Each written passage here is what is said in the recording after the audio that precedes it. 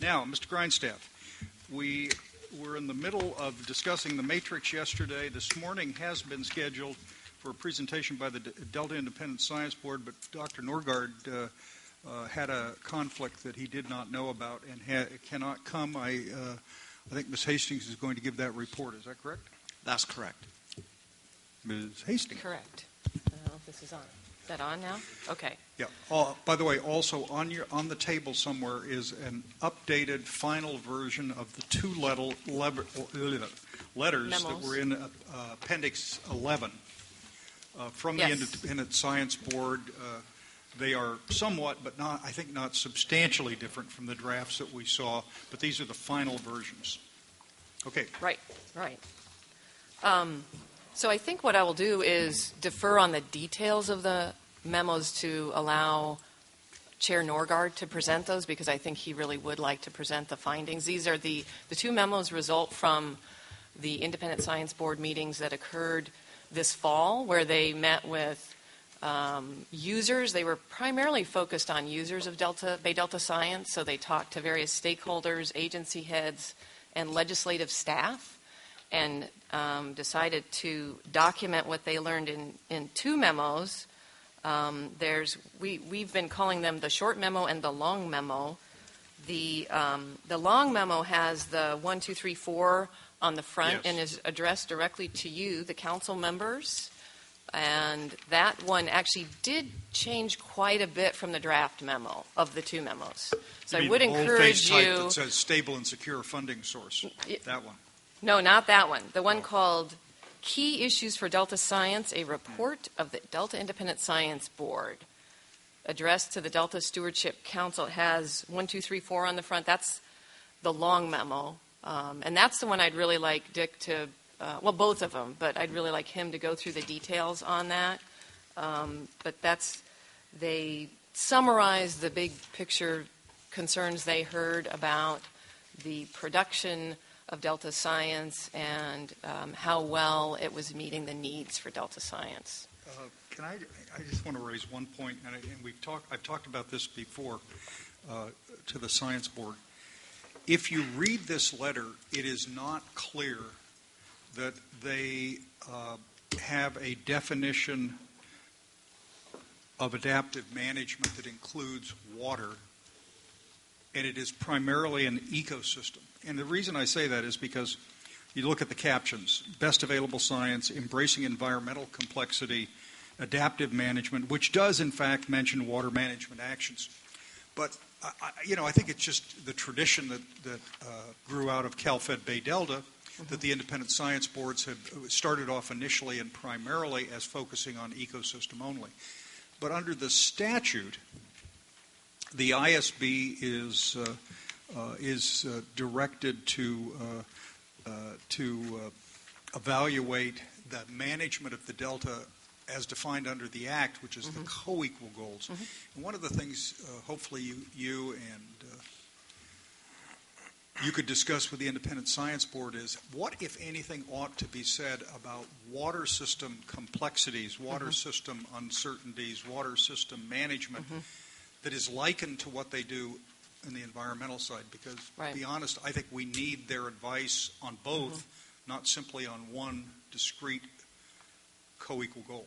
Yes, and that's, I think, pretty common that we've seen that among scientists. They tend to focus a little bit more on ecosystem and ecosystem water quality or drinking water quality, but not so much on the water supply side. And that tends to be, in general, engineers tend to focus a little bit more on the levee side and the water supply side. And so that's been recognized. And if you look at the membership of the Independent Science Board, currently there are no engineers. And the other thing to bring up, I should mention, is that we did have a resignation from Dr. Michael Healy, resigned from the Delta Independent Science Board effective immediately. It was actually the week of the meeting, I think. They met on March 8th and 9th, and he had personal issues come up that were just occupying his time, and he felt that he could not give the board the time that it deserves. and sent in a letter of resignation to the chair effective immediately. So one of the discussions that happened at the March 8th and 9th meeting was, okay, now we have a vacancy, and Phil and Joe asked the board for their input on how to fill that vacancy, and one member, Judy Meyer, immediately said, a water resources engineer. They had some other thoughts too, but we've actually recognized this for a while, that we do need to get more of that expertise and focus for the board. My hunch is that we're eventually at some point going to do some kind of public announcement, as we did on the appointment of the science board itself. I think we were out for 60 days or something, whatever in the dickens it was. But it would be really useful if in short order, you, Dr. Odegaard from the science program, and then the ISB, if you think that there is a skill set lacking, and if it's water management, whatever the title of that is, I like that idea. Let us know as fast as possible, and then give us some suggestions through Joe on how we should approach the question of recruitment. I mean, it's only one slot, although there'll be resignations over time, and particularly if it adds skill sets that we need in short order, that might suggest an expedited processing if we can find the right person, right, or persons to consider. Yes, and so the statute says that the lead scientist will recommend to the council the membership of the Delta Independent Science Board. So I think we have the lead scientist. The lead scientist engineer, right? Our lead scientist is an engineer, just to remind everyone. And so I expect that Peter Goodwin, the new lead scientist, will be addressing that. At the late March meeting, we'll have the lead scientist report. You mean our next meeting? Your next meeting. And so I would expect that Peter will be talking with you about that. And I was hoping that Dr. Norgard would be here today to also discuss that with you today. But I think, and Dr. Norgard will not be available in late March, which is why we bumped him up to this meeting. And unfortunately, he's not available today either. But in the meantime, we'll make sure that Dr. Goodwin and Dr. Norgard have a chance to chat and then come back to you with those recommendations. Yeah. Joe, do you have any thoughts on this, the vacancy, additional skill sets for the Independent Science Board? Well, I think I, as you suggested, want to consult with Peter and some of the other members of the Independent Science Board, but I tend to agree that on an ongoing basis, having someone with water resource engineering skills on the board is something that would be useful. There are other things that I think would be useful too, so I think we'll want to consult, and I think it probably will happen that after figuring out what are the most important skills, that we'll want to post something asking for people to apply, and we'll probably want to encourage some specific people to apply, as we did last time. Yeah, right. And then Peter will have the chance to go through all of those applications and make a recommendation to the council. And as you said, Mr. Chair, the other thing that's important for us is to think about continuity for the Independent Science Board.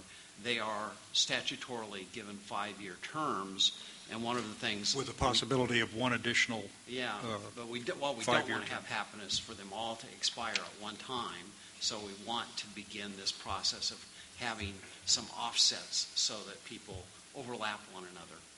So, and that was also a big discussion at the board meeting on March 8th and 9th, was how to implement staggering, because it was not in the statute. But they all agreed that needs to happen. Yeah. And there were some ideas around that. Should staff, for example, I guess Tracy Collier, one of the Independent Science Board members, has been on other boards, and staff apparently, they had the same issue, and staff said, okay, you two get 2 years, you get 3, you get 4, something like that. But we're not sure if that would work here. And my guess is we're going to have to rely on voluntary opportunities like Mike Healy leaving, which we did expect would happen, but it may be not quite as organized as we could have hoped. But that was also a discussion. And the board also thought of other criteria that are important for board members in terms of how many should be local, so that they could, it's important so that they can come to these meetings pretty easily and report how many should be from elsewhere and things like that. The statute says that the board member is supposed to be nationally and internationally recognized. Nationally or internationally prominent scientists, which, But we have many local ones that fit that. Well, let's do this. I'm sorry, Randy, you had a point. Well, I was just going to say it's too bad that Mike had to leave because he's been a big contributor to the process. I recall during the workshop on stressors, he contributed mightily to that, so we'll miss him. In terms of filling the vacancy, I agree with the chair that water resources is an important element to maintain a good balance. I'm sure there are a number of specialties that will be identified that would be useful to the Independent Science Board. But I look at ERP1 and all the conversation that has occurred as a result of that, and what's the state board going to do, and the idea of determining a percentage of unimpaired flow as the solution for flow versus bottom-up determining what's the needs of the fisheries and how that relates to the habitat restoration that takes place. I think it would be really good to have somebody that has a sense of what it takes to reliably deliver water for the economy of California, as well as to be able to balance the needs for the environment, including flows, water quality considerations, and habitat. That's my 2 cents worth as you work towards filling that vacancy. And if Peter weren't our lead scientist, we might think about him because he actually spans those two fields really well. So we're fortunate that we have him as our lead scientist. But the one thing the board members agreed upon is they do not need another ecologist.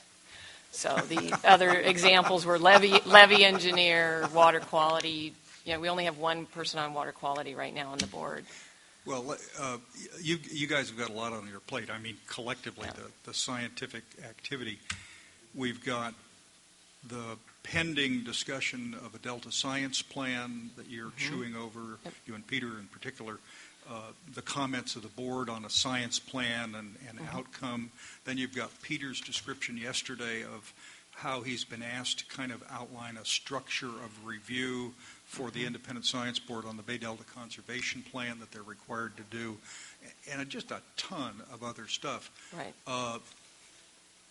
I think most of the conceptual and timetable and workflow stuff is going to drop on you and Peter in the science program for putting it together. The Independent Science Board, I think, is correct in assuming that it's our collective job at the council to try to structure the thing.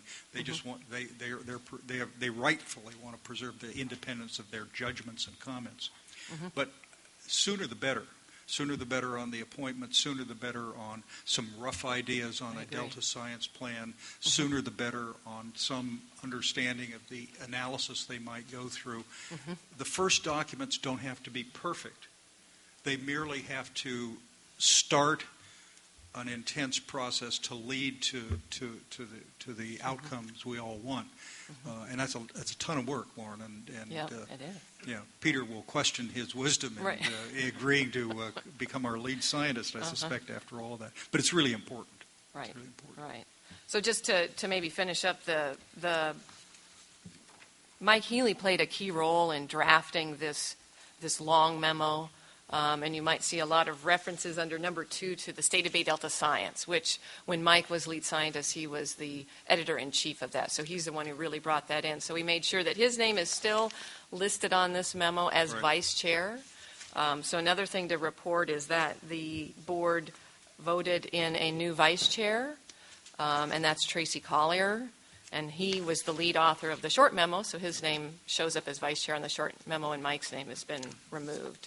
So we kind of have a transition going here. Well, Mike was he was the chair of the old Cal-Fed Bay Delta Independent Science Board for a while, wasn't he? No, he was on the Independent Science Board, and then He became the lead scientist and was the lead scientist for a time, actually, while the Blue Ribbon Task Force. And he and Jeff Mount were appointed as lead scientific advisors to the Delta Vision process. Exactly. Because Jeff was the chair of the Independent Science right. Board. So it was the lead scientist, Mike, and the chair, Jeff, were the advisors to Delta Vision. Okay, And so, previously, Mike was also on the ERP Science Board. Oh. So he's helped around a long okay, time. so we can expect at the end of this month the full, complete first outline of all those activities and recommendations. Is that what? I will let Peter know that he'll report on that in late March. Yeah. I think the appointment might be something we ought to expedite as much as we can. If the I ISB agree. view is the same as Peter and yours view on skill set needed, I'd feel pretty comfortable on starting an expedited process of recruitment for that vacancy. But you guys have to tell us. I think especially considering the BDCP EIR review that's coming up, we need to have that person in place to help with that review. The short memo is addressed, you'll notice, not to you, but to members of the California State Senate and Assembly. And this was one of the people that the board heard from was Dennis O'Connor. Many of you probably know him as one of the principal consultants for the Senate's water committee. So he said, send us a memo. So they did, and it's I probably shouldn't talk too much about it because it's all about giving money to the science program, but we certainly support that. And we were asked, the science program was asked to add this second page, which is talking about our recent accomplishments. So we're trying to do a better job of promoting the service that we provide. And you've already talked yesterday with Dr. Goodwin about the BDCP agenda item, so I think I'll skip that for now, but there was one other agenda item on March 8th and 9th, and that is they've been looking into the flow objectives quite a bit. The board is very interested. That was the other big thing they heard in the fall from all parties. Flow is really important. Setting flow objectives is really important. We want to make sure it's a scientifically based process. So they are already looking at that. Les Grober came to their January meeting. He came to their March meeting. He's going to come to their May meeting. Their next meeting is May 3rd and 4th. And the board, we think, after the May meeting, will be providing another memo to you on their thoughts on the process that the board is currently using for the San Joaquin River flow objectives. And they're focused more on that. They're also looking at South Delta salinity, but I'm pretty sure the board's going to focus on flow. Looking at the approach they're using now for the San Joaquin River as probably the model for what they're going to use for the remaining flow standards that they're looking at. So they're looking at that pretty closely. And any other questions or comments? Yeah, I mean... Felicia and then Hank. I'm sorry. I can defer. I talk too much, so you can... this was a really meaty memo. I mean, I think that I guess we'll talk about it at the end of the month more. And I was talking with Joe earlier this week. I mean, the whole challenge of translating what is the right way to handle this very complex set of interconnected and variable factors is something we need to grapple with, obviously, because we're supposed to look at adaptive management. You all have dived into that in the chapter 2, and I'll look forward to how you've evolved it towards the 6th draft. But it's really hard to figure out how do you then translate what would be the right way to do it scientifically into a policy framework. And somewhere it would be good if we can get to a place where we give that kind of advice within the plan. How do you translate this into a policy political framework that could actually work? Because you have the challenge of figuring out how to manage a very variable, volatile, system and critters with the need for certainty on the economic side. Right. And so it's really a fascinating and tough thing to balance. So I'll really look forward to that conversation. I'm sure it won't be easy, but to the extent we can give guidance on that, we'll be actually doing a great service. I have to say, I can't see how you do it off the top of my head, but I haven't spent that much time thinking about it, but I'll look forward to the engagement that we have trying to figure it out. And I think the state board is a good, they are grappling with that right now because just in my opinion, and also in comments we got from board members, including Mike Healy from the January meeting, they think that they're actually doing the best they can in terms of incorporating science into what they're doing. But they are going to have to grapple with that balancing and translating it into policy. Hank? I guess I had the opposite reaction. I see this as kind of posturing. The fact that this group has been together for a while and they're still trying to point out the difficulties rather than get onto it. And I was going to ask you what specific task they have as their agenda, and if they're looking at flow rates. I mean, that's terrific. But I would rather see them directed to something, and rather than talk about the difficulties of doing this, give them something to do and see how it comes out. Well, I mean, and that's not what they're looking for tackling something now. Black and white. It is complex, but Right. stop posturing and get into it. Well, and the two things they're looking at now are the flow objectives. So I think they're doing what you're saying there, and then also BDCP. So those are the two major efforts that they're focused on right now. What specifically at BDCP? The statute requires that the Delta Independent Science Board review the draft EIR for BDCP, and so they are taking that very seriously, but knowing that they will not, we talked about this a little bit yesterday, but knowing that they will not themselves thoroughly read all 10, 20,000 pages, the lead scientist, Peter Goodwin, will be recommending a charge to them, a focus charge, so that they can look at the high-level scientific aspects of BDCP. So as soon as that draft EIR is out, they will be focused on that. Is it possible to get some sort of a plan from them, from the Independent Science Board, what their activities are going to be over the next year and a half? Sure, like a work plan. They talked about that at their, I think it was their December meeting, and kind of outlined. So that's a good point. They should document that. So I will recommend that. But what they listed, if I can remember, doing this from memory, but was starting with flow, BDCP. Then they're going to review us, the Delta Independent or the Delta Science Program. After that, they're going to look at the interagency ecological program. Yeah. And that's as far as they got, because that will take them well over the remainder of this calendar year, I think. Yeah, it'd be great to see, kind Okay. of like a what, why, and a how. Okay. What are they going to do? When's it going to be done? Who's going to be responsible for it? Okay. Randy? Lauren, Okay. you triggered a thought in terms of the state board's activities.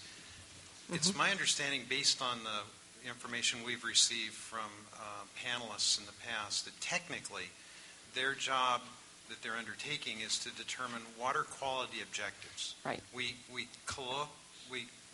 refer to it as flow, which is a component of that, but it's technically water quality objectives.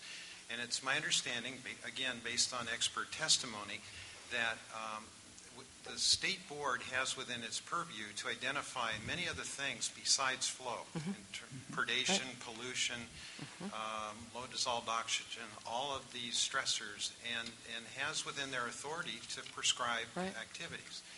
It seems to me that given the input that we received from the Independent Science Board on the fifth draft, that they would be in a position to encourage the state board to exercise their full authority to go beyond simply looking at flows and to take a look.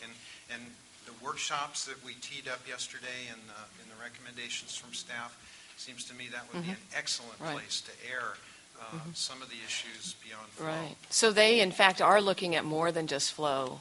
And I don't have the list in front of me, but they've identified and I don't know if anyone else has it, but they've identified a 4-phase process for updating the water quality, Bay Delta Water Quality Control Plan. And phase 1 is the San Joaquin River flow objectives and South Delta salinity standards. Phase 2 is several other things. I know there's about 8 things, including Delta outflow, import-export ratios, but also they've got some other things on there like mercury and looking to do you remember? There's a great, I'm sorry that I don't have it memorized, but there's a great fact sheet, at least I think it's a great fact sheet one-pager both sides that outlines the phases, and it summarizes these 7 or 8 things. So yes, we will send that to you. So you're absolutely right, and they are doing that. And my understanding is they do this periodic review, and they query stakeholders, to what should we focus on, and they documented that in their strategic plan of 2008 or something like that. And so now, little by little, they're actually ticking those things off and doing them. So, yeah, they get to do all of it. Lauren, could you remind me organizationally, how does, the Independent Science Board, independent means they report only to God, or independent means that they're not part of any state? Well, they do officially by statute report to you, and God, I guess. But I think, they view them. That would be a great question to ask Dr. Norgaard, because he definitely emphasizes that I and independent, and Peter's been emphasizing that too. So, rather than ask him, maybe we should tell him. Yeah, you can give your opinions. Yeah. Maybe it's because I haven't paid off. But they are definitely independent of the Delta Science program. That's one big point we want to make. Although it appears that we work, and we do work closely with them, Right. and we give them suggestions. They decide what they're doing. We do not tell them what to do. And So they set get their own guidance from you, and agenda. they're even balking a little Well, they have bit statutory duties. at getting guidance They from have, you they have sometimes. statutory duties. Independent Science Board, In as the addition to that, pardon, in addition to that, to what what they're pursuing. You mean? no, Yeah. in addition to the statutory duties, who sets the agenda? They do, or we review it? Right now, they are do, setting and it. Their statutory duties are very broad. One of the problems with the statute actually is that it gives them too much to do. So Yes. I'll give an example. They are supposed to review all of the science programs in the Delta, and this one longer memo that Lauren's talking about came out of their initial attempt to review that, and they came up with a list of, I don't know, more than 50 or was it 100 Gosh, different science programs in the Delta, and the legislature said they're supposed to oversee all of those. And Every 4 years, they're supposed to look at every single one every 4 years. And so one of the challenges is, okay, yes, there are 100 of these maybe, but really and truly maybe there are 5 or 6 that are truly significant that they ought to review in depth.